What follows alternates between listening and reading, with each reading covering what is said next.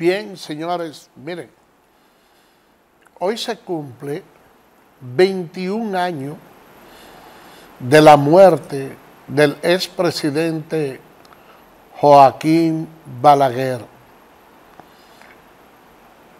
Ese día que marcó la muerte de Balaguer, pudiéramos decir que también marcó la muerte del Partido Reformista Social Cristiano, un partido que ha sido, pudiéramos decir, el que más ha gobernado el país luego de la muerte de Trujillo, porque Balaguer gobernó durante unos 22 años. El PLD gobernó 20 y el PRD, ahora pudiéramos decir PRM, durante todos los años de su gobierno, apenas sería don Antonio Guzmán Fernández, luego Salvador Jorge Blanco, Hipólito Mejía y ahora Luis Abinader. Bueno, pues pudiéramos decir que esos partidos, aún con sus variaciones de PRM a PRD, serían 16 años de gobierno cuando concluya este de Luis Abinader. Pero el del doctor Joaquín Balaguer gobernó durante 22 años. ¿Qué podemos decir del doctor Joaquín Balaguer como político? Yo diría que ha sido uno de los políticos más acrisolados, pero también la figura más enigmática que ha parido la política dominicana en toda su historia. ¿Por qué yo le digo esto, señores?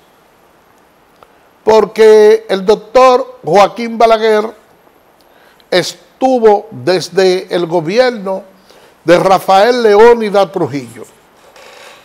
Él estuvo en el exilio junto con el profesor Juan Bosch y se inventó para llegar nuevamente al país de que se le permitiera una entrada por un asunto de que tenía familiares enfermos, pero vino con la idea de quedarse y continuar haciendo política. Hay una frase muy famosa pronunciada por él desde el exilio en una conversación sostenida con el profesor Juan Bosch, que él decía que el mango tiene dos formas de cómo usted poder degustarlo, que usted lo tumbaba de la mata o sencillamente se sentaba a esperar que el mango gotee. Y él decidió, con esa calma que siempre lo caracterizaba, esperar que el mango goteara. Y Balaguer asumió el poder en una situación extremadamente difícil, donde ya el profesor Juan Bosch había recibido un golpe de Estado. Lo lógico en ese entonces, cuando se da un golpe de Estado, que cualquier presidente piense que tiene que tener manos duras para evitar pasar por la misma situación. Y el doctor Joaquín Balaguer tuvo unos 12 años que fueron de terror, donde una persona joven, ponerle a su cédula que era estudiante, era una expresión similar a la de decir que era un comunista. ¿Y ser comunista es malo? No, pero en aquellos tiempos sí se veía como un ser despreciable por una mala interpretación que se le daba a lo que era el comunismo en su esencia, y porque además en los Estados Unidos no querían darse el lujo de que con excepción de Cuba hubiera dentro del Caribe un país con principios socialistas. Entonces Balaguer vino con mucha dureza. Incluso la mayoría de las elecciones ganadas por él, casi todos esos triunfos fueron cuestionados y la gente decía que era motivo de un fraude, y yo lo creo así, pero él se la ingeniaba para ganar.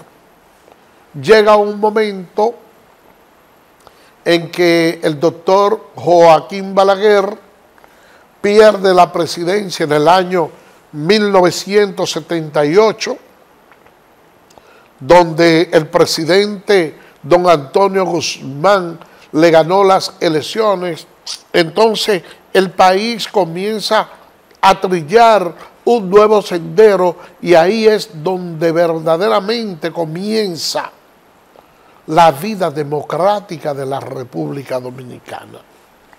Luego de don Antonio Guzmán Fernández, asumió el gobierno el doctor Salvador Jorge Blanco.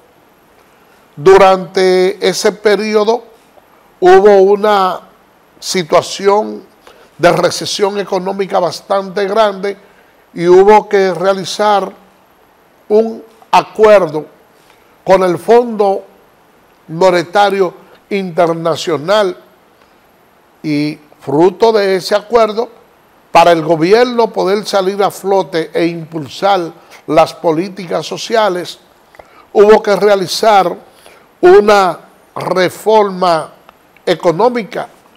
Entonces, esa reforma trajo consigo el pago de muchos impuestos y la persona se sentía ahogada. Vino un estallido social en el 84.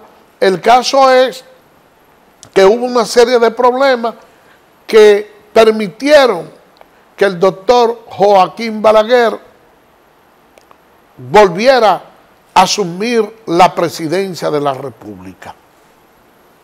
Cuando Balaguer ya asume la presidencia de la República en una situación muy distinta a la que había gobernado en otras ocasiones, dice: yo voy a hacer el gobierno que soñé desde niño. Y ya ese Joaquín Balaguer, que no tenía esos focos guerrilleros, que no tenía todos esos partidos de izquierda que no le hacían esa huelga tan ácida, entonces comienza a gobernar de una manera distinta y se convierte en un hombre más democrático. Con esto no quiero exonerarle todas las muertes que durante los 12 años se fraguaron en su gobierno y la intervención que pudo haber tenido sobre las ejecuciones de alguna gente en el gobierno de Trujillo, donde fue presidente títere. Pero el Balaguer de los últimos 10 años fue un Balaguer completamente distinto. Y muchas veces ustedes dirán: ¿y por qué de los últimos 10 años? Si los periodos electorales aquí son cada 4 años. Porque justamente al doctor Balaguer se le acusó nuevamente de que él había fraguado un fraude en las elecciones y se formó una situación muy difícil en el país, y Balaguer, mediante un acuerdo, tuvo que recortar su periodo de gobierno en vez de 4 a 2 para convocar nuevamente a elecciones. Y Balaguer, que era considerado como un hombre sanguinario, uno pudiera decir que al día de hoy hay que hacer mención de Balaguer y verlo como uno de los presidentes de mayor importancia que ha tenido el país, porque es difícil borrar de la memoria todas las edificaciones que él hizo, incluso la cantidad de presas. Era una persona que también se preocupaba por el medio ambiente. Y yo lamento, porque fue pura coincidencia que yo me puse esta chaqueta roja para que ahora no me quieran tildar de reformista, porque ese era el color que adornaba al Partido Reformista. Pero Balaguer, sin lugar a duda, ha sido una de las figuras políticas más sobresalientes que ha tenido la historia. Uno puede decir que durante mucho tiempo fue un enemigo acérrimo del PRD. Y déjenme decirle que cuando murió el doctor José Francisco Peña Gómez, el doctor Balaguer fue a su funeral y la persona lo recibió con más agrado que como recibieron al expresidente Leonel Fernández, que un político joven, una persona demócrata, a carta cabal, pero el contexto histórico, el revanchismo, la lucha política de ese entonces estaba más arraigada entre el PLD y el PRD que la que podía tener el doctor Joaquín Balaguer y el PRD. ¿Por qué le digo esto? Bueno, porque aunque Balaguer fue la persona que le tronchó el caso, le tronchó el paso para que Peña Gómez no asumiera al poder, y en un pacto que se considera histórico, donde el doctor Joaquín Balaguer y el profesor Juan Bosch se unificaron para llevar como candidato al doctor Leonel Fernández, fue lo que le dio el triunfo por primera vez al PLD. ¿Y qué sucedió con el PLD? Lo mismo que está ocurriendo ahora con el PRM, que como el gobierno de Leonel Fernández fue fruto de una alianza con el Partido Reformista, bueno, los PLDistas decían que ellos no habían sido tomados en cuenta para ponerlos en los puestos de trabajo, porque lo que había era muchos reformistas y muchas cosas, y como consecuencia de eso, el doctor Leonel Fernández vio que el ambiente no estaba favorable como para él lanzarse nuevamente en una reelección, y prefirió dejar que fuera el presidente, el expresidente Danilo Medina, que cogiera esa canana y perdiera, que fue cuando Hipólito le ganó, porque el ambiente no estaba bueno. ¿Y qué sucede? Que el PRD e Hipólito Mejía gobernaron durante 4 años, y luego el PLD, con Leonel Fernández a la cabeza, le ganaron las elecciones a Hipólito. ¿Y qué sucedió? Que los PLDistas que anteriormente se quejaban de que no le habían dado mucha participación en el gobierno, ya habían asumido un periodo de 4 años, ya tenían cierta experiencia en el tren gubernamental, y Leonel Fernández hizo lo que yo entiendo que va a hacer Luis Abinader cuando gane nuevamente. Sacó a la mayoría de los reformistas y las personas que habían ido como aliados con el PLD y colocó a toda su gente, para que ustedes vean cómo son las cosas de la historia, y colocó a toda su gente. De ahí que el doctor Joaquín Balaguer entonces le puso a los PLDistas el mote de Comesolo, porque ellos estaban haciendo un gobierno entre ellos solos y ya le habían sacado la mayoría de los reformistas de los puestos clave. Miren, para que ustedes vean cómo son la historia, y le digo esto a los compañeros del PRM, porque sé que muchos han dicho que no están en disposición de salir a la calle a luchar por su partido porque no le están dando la oportunidad. Hoy este fragmento de historia nos recuerda todos esos acontecimientos. ¿Y qué sucedió? Que cuando Leonel trató de buscar el apoyo con el doctor Joaquín Balaguer nuevamente, el doctor Balaguer le dijo: yo no presto mi sombrero 2 veces. Y se quedó sin aliarse a la gente del PLD. Y como más bien ya estaba más cerca del PRD que el mismo PLD, por esa razón es que yo le digo que el doctor Joaquín Balaguer durante los últimos años tuvo una relación más armoniosa con el PRD que la que tuvo el PRD con el PLD. Vamos a hacer una pausa y regresamos en breve. Adelante, señor director.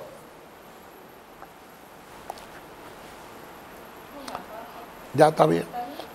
Ese es el funeral del doctor Joaquín Balaguer. En aquellos tiempos, ese fue su féretro, que ustedes lo vieron con la bandera dominicana, tenía rosas amarillas. Vamos a presentárselo, señor director. Preséntamele ahí. Ya está bien.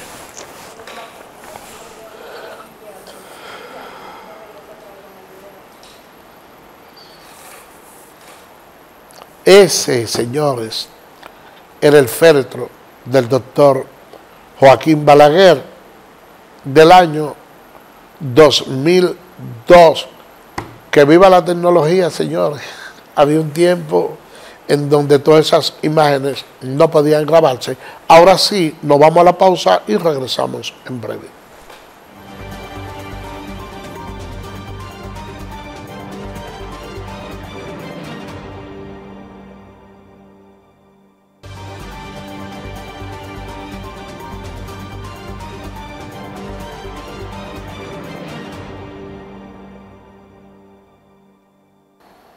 Gracias por permanecer con nosotros. Miren, a lo largo de la historia, nuestro país siempre ha tenido dificultades con el cuerpo del orden representado en la Policía Nacional.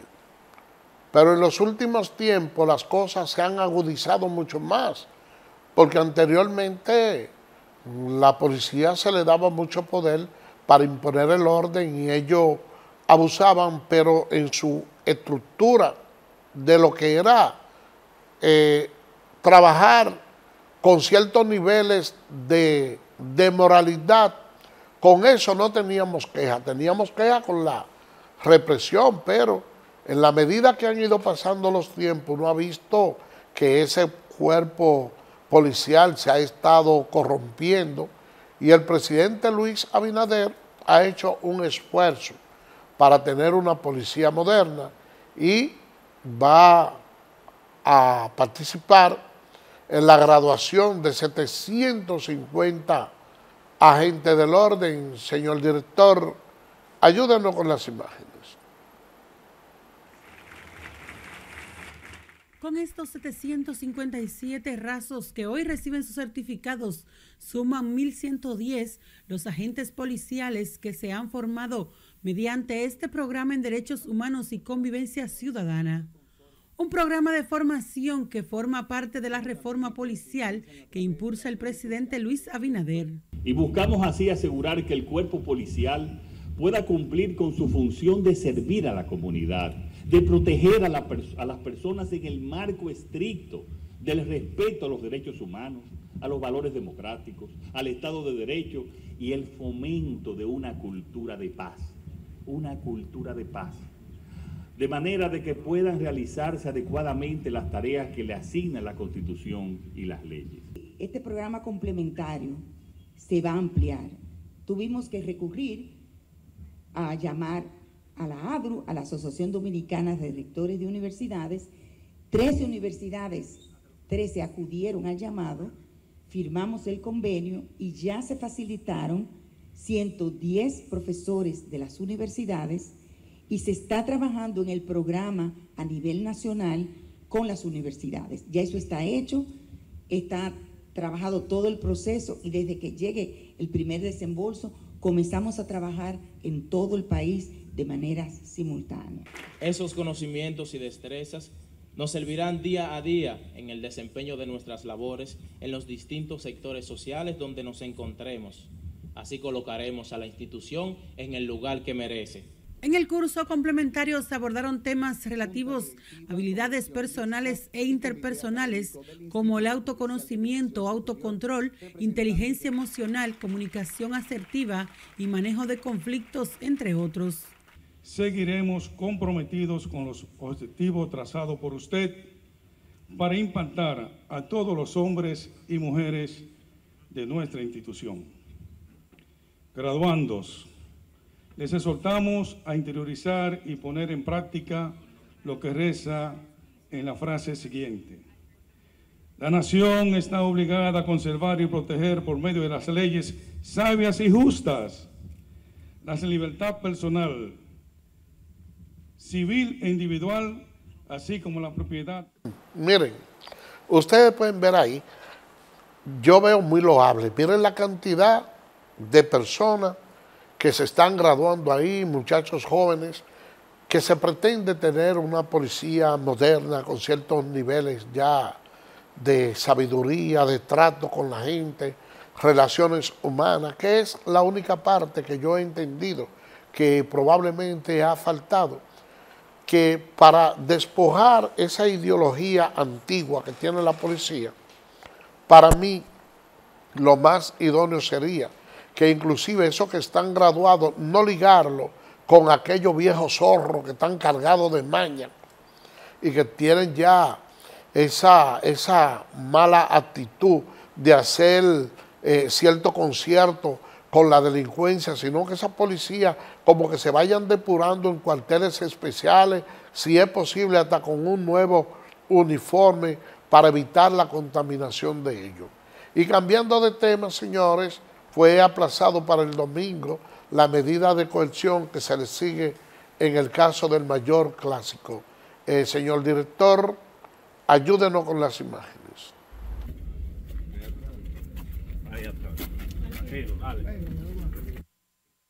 La medida fue aplazada a requerimiento de la defensa de Carolina Tamayo, esposa del mayor clásico, a los fines de conocer la solicitud de medida depositada por el Ministerio Público. El órgano acusador, quien asumió de oficio el caso tras viralizarse un video, acusa a Tamayo de violencia de género y pide 3 meses de prisión preventiva. Que entienda que una familia que necesita apoyo, quizás muchos están mirándola que es una mujer, pero es una madre de su hogar. Ustedes nunca habían escuchado ningún otro tema de ella, al revés. En los medios han salido unos videos de ellos dos muy bien, una pareja amorosa, afable. Y sobre todo que entiendan la situación que ellos tienen de familia, el hogar. No el mayor, sino a Emmanuel y Carolina, que son personas normales. A su salida del tribunal, Carolina Tamayo se mantuvo en silencio. ¿Cómo te ha afectado esto a ti como persona? Carolina, ¿cómo te ha afectado? A la audiencia también acudió el artista urbano Emmanuel Reyes, mejor conocido como el mayor clásico, quien aseguró no se presentó en calidad de querellante. Porque nosotros no somos, el artista Emmanuel Reyes, el mayor, no es querellante, no es víctima, no tiene ningún interés en este proceso y se presenta aquí a los fines de hacer valer su posición.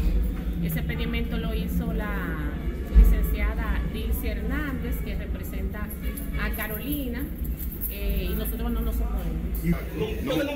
Nunca me he querellado contra ella, ni lo voy a hacer, ni pensaría hacerlo. ¿Pero por qué? ¿Si te dio? Porque jamás, esto no fue violencia de género. Los abogados de las partes pidieron a la población entender la situación que atraviesa la pareja.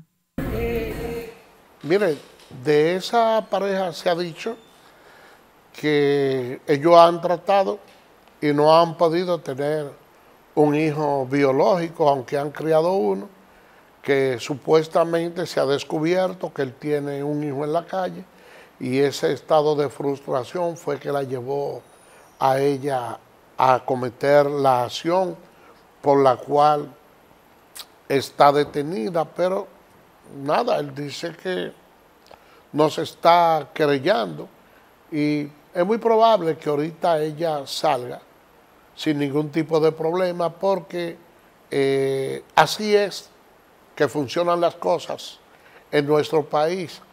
Ahora nosotros le queremos llevar algo que es completamente opuesto y es que un hombre hiere a su expareja y se quita la vida. Señor director, ayúdenos con las imágenes.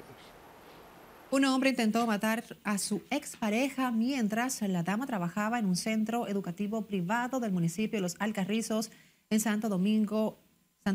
Tras cometer el hecho, se suicidó este jueves en la tarde. El fallecido fue identificado como Alfredo Antonio Rosario, de 30 años, quien se disparó en la cabeza tras ser perseguido por ciudadanos después de agredir a su mujer. La víctima es Crisneily Martínez, de 24 años, y está recibiendo atenciones médicas en el Hospital Vinicio Calventi. Según testigos, Rosario llegó al lugar del trabajo de la víctima y a esta negarse a conversar con él, forcejeó la puerta, sacó un arma y le disparó. Bueno, señores, ustedes acaban de ver ahí. Miren, el Colegio Médico Dominicano llama a no alarmarse por los casos de cólera en Barahona. Señor director, ayúdenos con las imágenes. Ya está.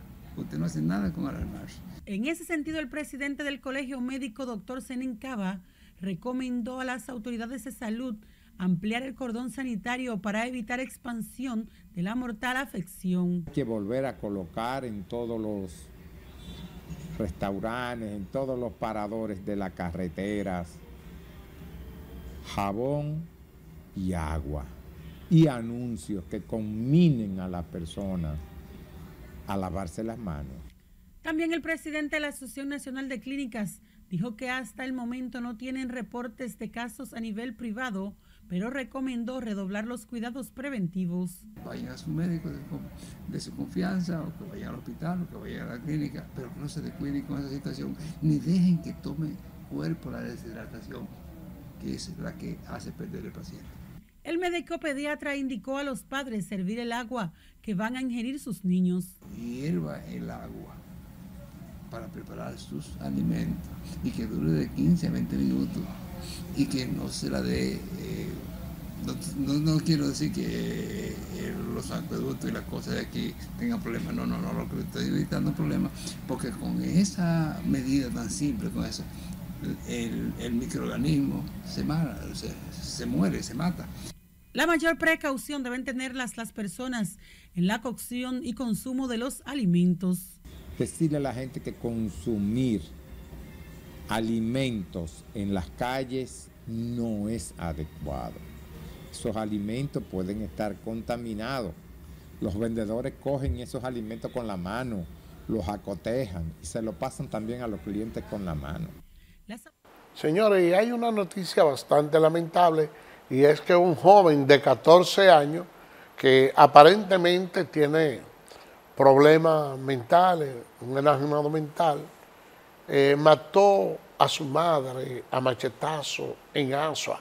Esa es una noticia bastante lamentable. Y díganme ustedes, una persona con problemas mentales que no está consciente de lo que está haciendo, realiza un acto de esta naturaleza, y yo entiendo que a la sociedad solo le queda lamentar.